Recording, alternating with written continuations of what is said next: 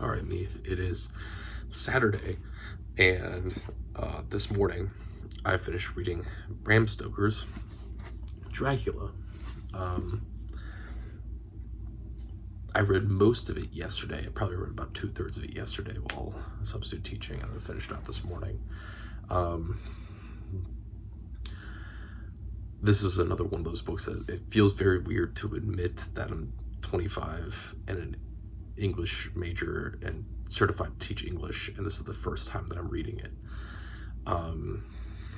Right, as much as Talcovino said about, the classics are books that we are afraid to admit that we're reading for the first time, that we always have to say that we are rereading them. But yeah.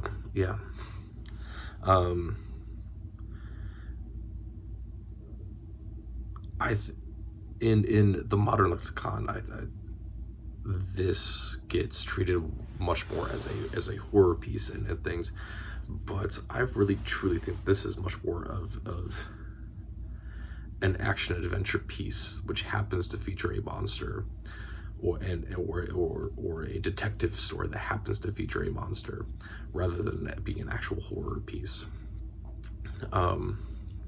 So yeah, it's very different in that way. It's also very, very fascinating that this is written in a non-linear, non-traditional style, right? This is a collection of journal entries and memos and telegrams and things like that, right? And letters, right? This is not a single cohesive narrative all the way through, right? We are reading from so many different perspectives throughout all of this, which is much more interesting, and we are reading it in a non-linear fashion, right? It is, for the most part, relatively straight through, but it is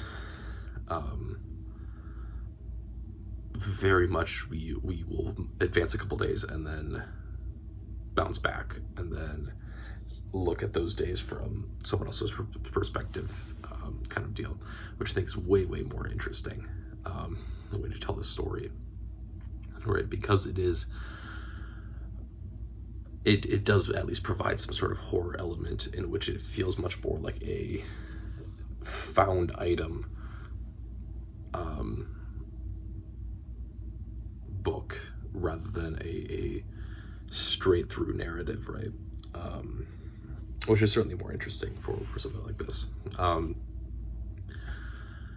For a book that is, and for a monster that is so iconic and so important to the way that we view media and things like that, right? The Dracula is only in it for like 100 pages out of like a 350 page book, which is fascinating to me.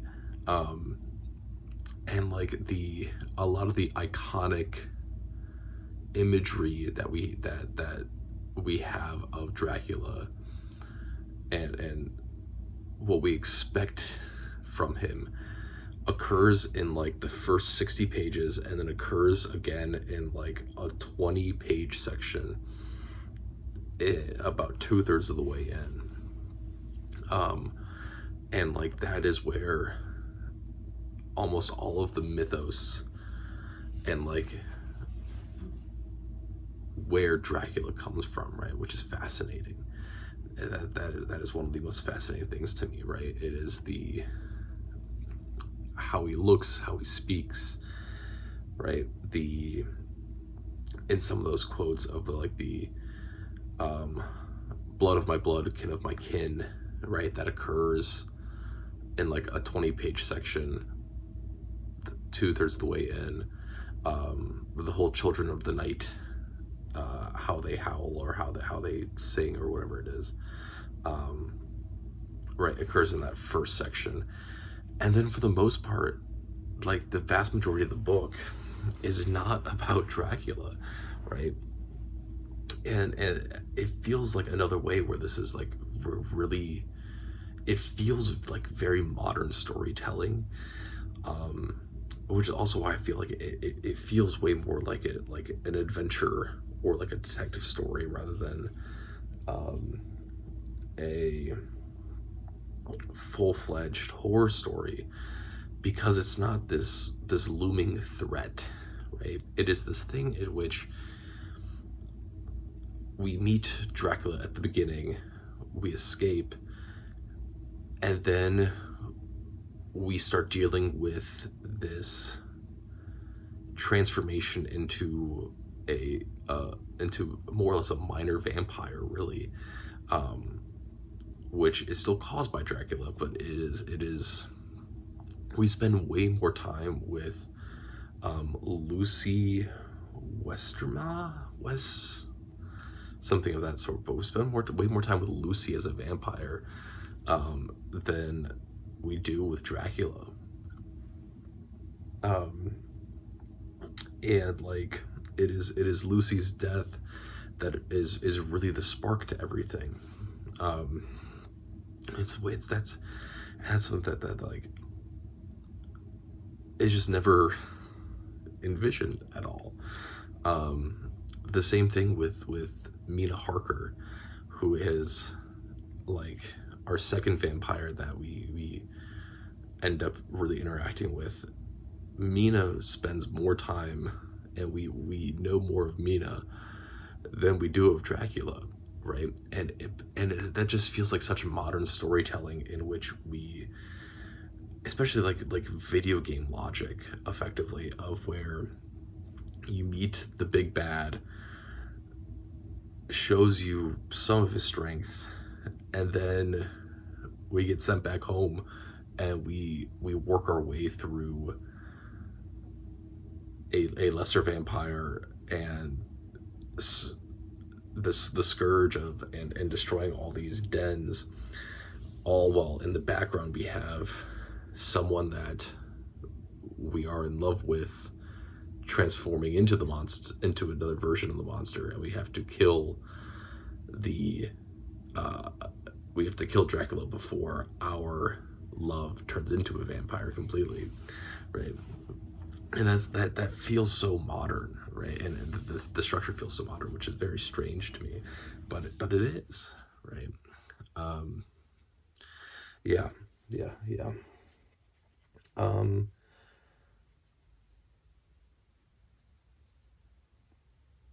The rules of vampires and what vampires represent, right? The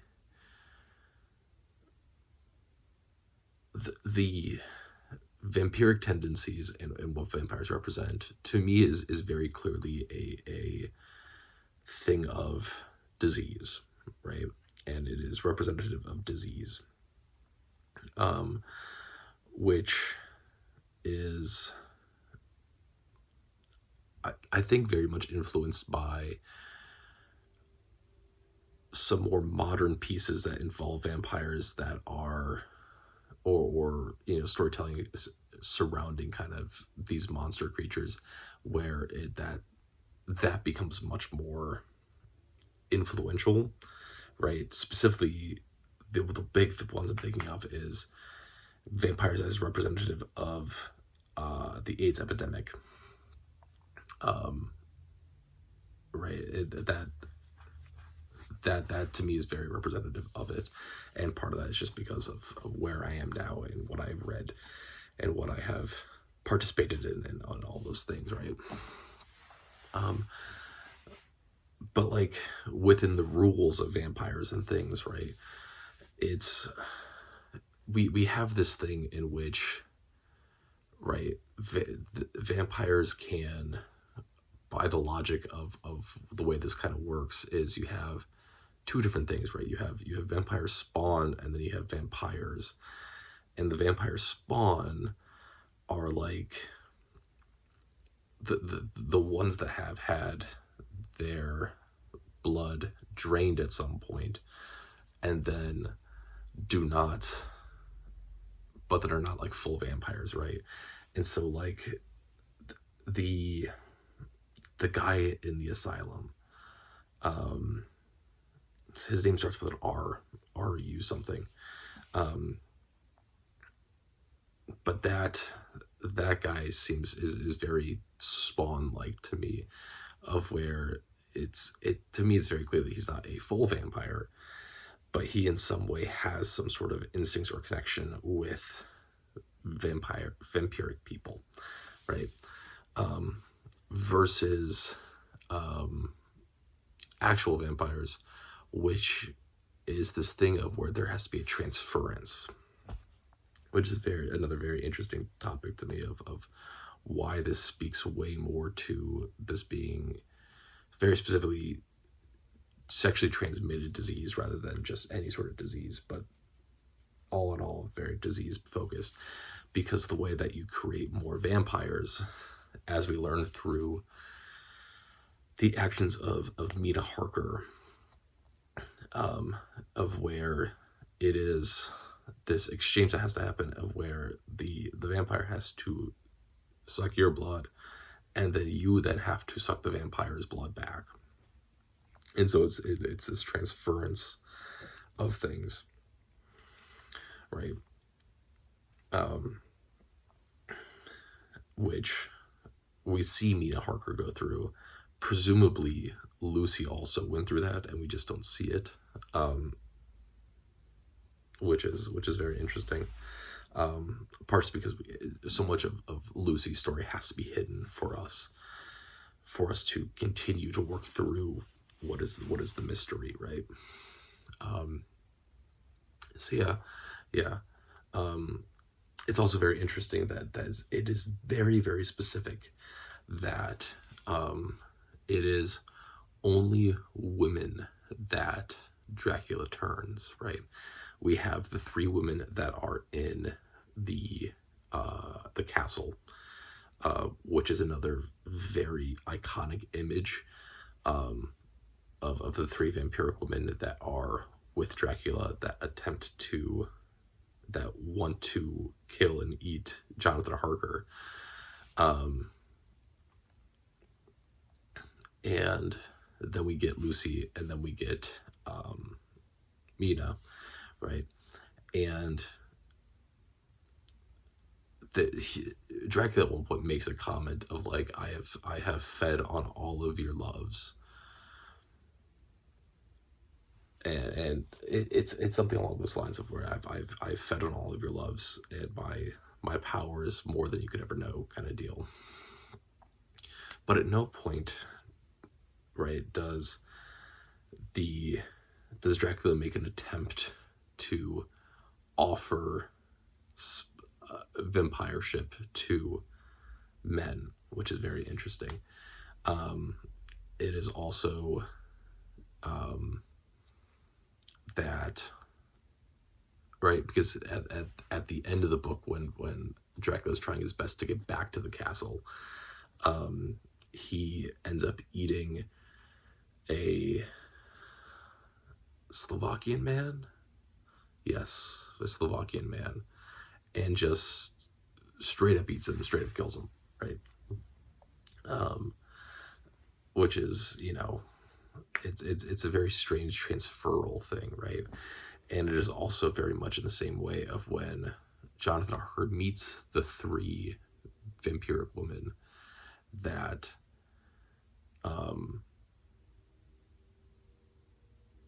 there becomes this exchange of where Dracula's like, no, you can't have him because I need to have him first, and then you can have him, right? And it becomes this very clear thing of where it's like Dracula needs to be the one to do stuff, but then in order for the women to eat, they can't go attack on their own, right? It's a very strange thing. But yeah. Also within disease stuff, you have what would have been a very important disease at this time, tuberculosis, which is feeds on the same kind of fear that exists within vampires, of where the people became more attractive based on the beauty standards of the time, the closer they got to death or when they were dead. And it was because of blood rushing to the face and things like that, right? And I've talked about this before with other pieces, right? But then you have tuberculosis, in which it was this general fear of people looked way healthier once they had died than when they were dying.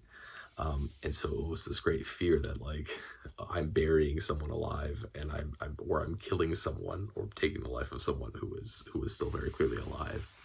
And the vampires have that too, right? You then also have how do you get rid of vampires, or what vampires can't do, right?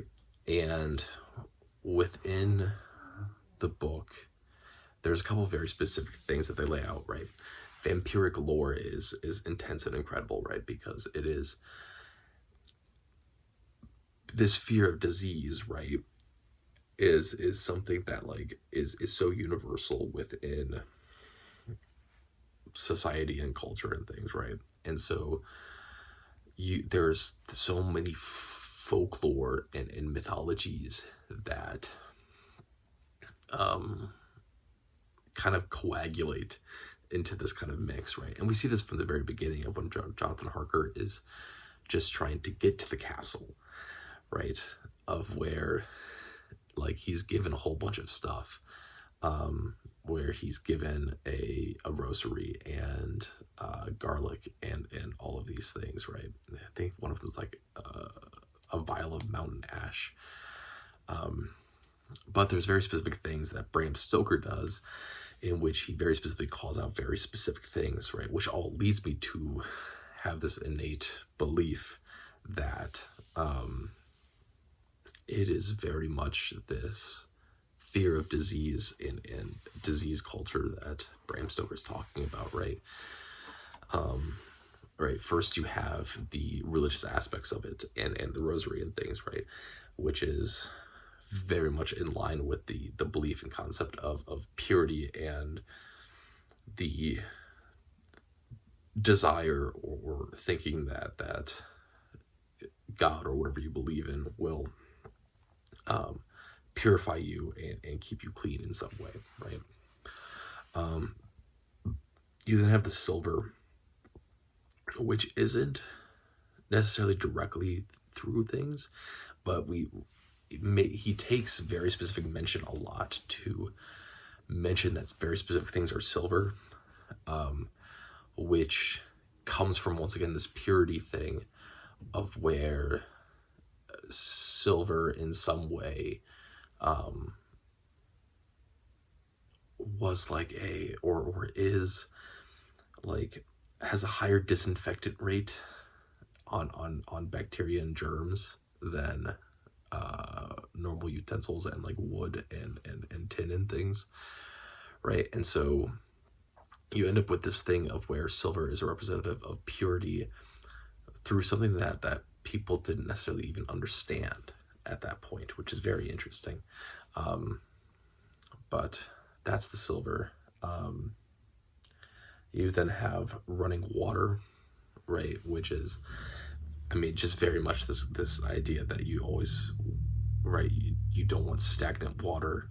You always want running water, because running water is in a lot of ways a very good indicator that you are not drinking some water that is either polluted or once again back to or like has an ecosystem that is very clearly alive and very clearly tainting what the water is, right?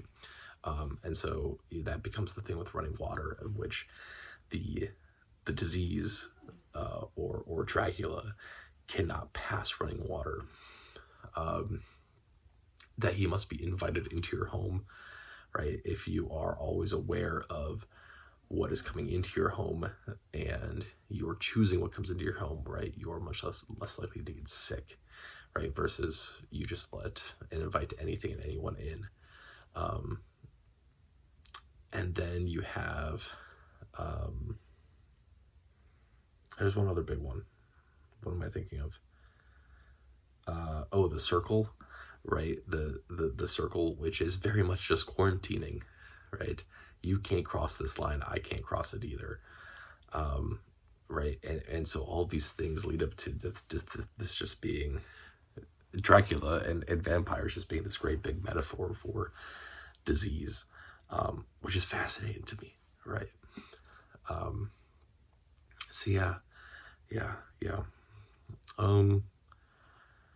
Certainly with when this book was written, there are some,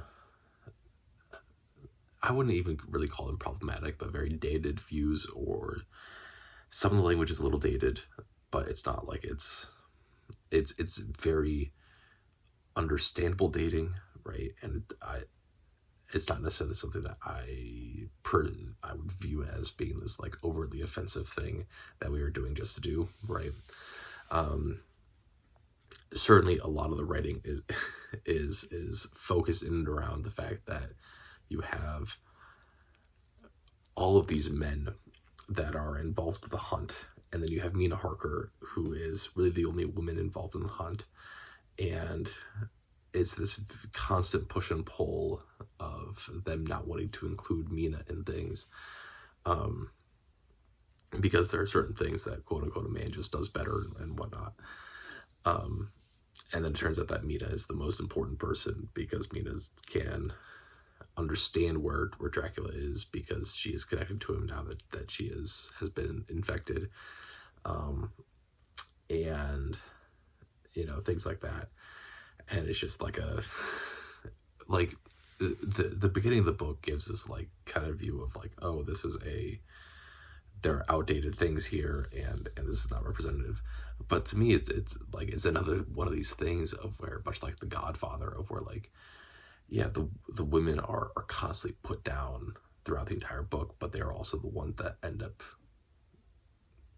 giving the most important information, and giving or doing the most important work, right? And so it speaks very much to me of that constant struggle of women being constantly put down, but still having or doing the most important things in the world.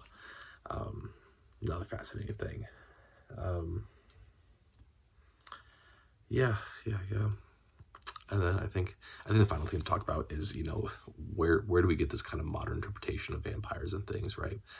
And certainly a lot of it has to do with the sensuality that gets put into play a great deal throughout Dracula, of there needs to be this luring effect to get people to want to interact with vampires, right? And so all of the women that are infected or become vampires get very much described as being very, very attractive.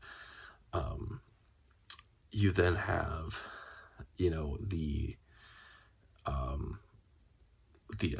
attraction to erroneous zones, right? Is that not erroneous? What word am I looking for? I don't know what word I'm looking for. But to like the neck and the breast and things like that, right? Of where it becomes this very, in a way that two consenting people would interact, right? It is a very sensual and intimate moment, right? Clearly, in this case, it is not. But if it was two consenting people, right, it then would be a very intimate moment. And so, and then also you have a lot of description from both Mina Harker and the people around Mina Harker that are very much about how clingy Mina becomes, as well as how clingy and touch forward Lucy becomes, as they are transforming, right? And once again, in the sense of being two consenting people, that would certainly be a lot more